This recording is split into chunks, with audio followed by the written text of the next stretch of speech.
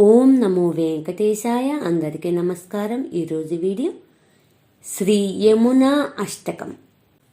ఓం శ్రీ మాత్రే నమః. ఓం శ్రీకృష్ణ పరబ్రహ్మణే నమః.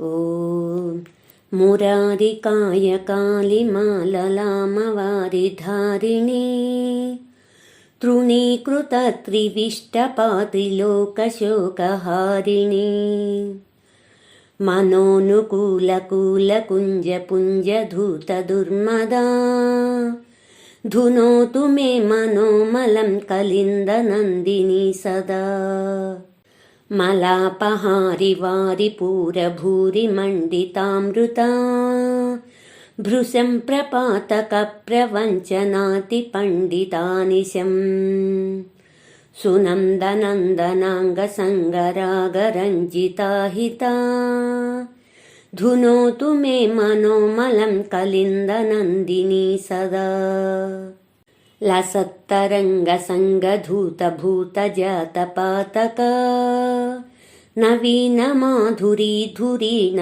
भक्तिजातचातक तटान्तवासदासहंसंसृता हि कामदा धुनोतु मे मनोमलं कलिन्दनन्दिनी सदा विहाररासखेदभेदधीरतीरमारुता गता गिरामगोचरेयदीयनीरचारुता प्रवाहसाहचर्यपूतमेदिनी नदीनदा धुनोतु मे मनोमलं कलिन्दनन्दिनी सदा तरङ्गसङ्गसैकताञ्चितान्तरा सदासिता शरन्निशाकरांशु मञ्जुमञ्जरी सभाजिता भवार्चनाय चारुणाम्बुनाधुना विशारदा धुनोतु मे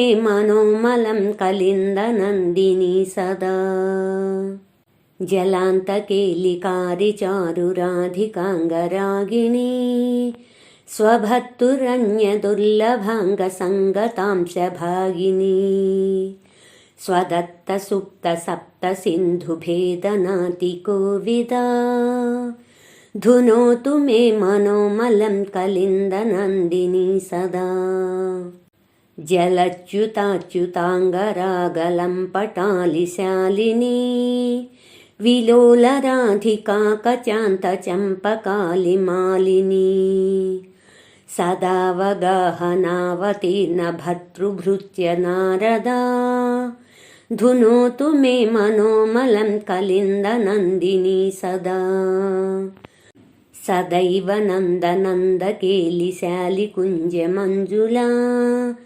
तटोत्थपुल्लमल्लिका कदम्बरेणुसूज्ज्वला जलावगाहिनां नृणां भवाब्धिसिन्धुपारदा धुनोतु मे मनोमलं कलिन्दनन्दिनी सदा इति श्री यमुना अष्टकं सम्पूर्णम्.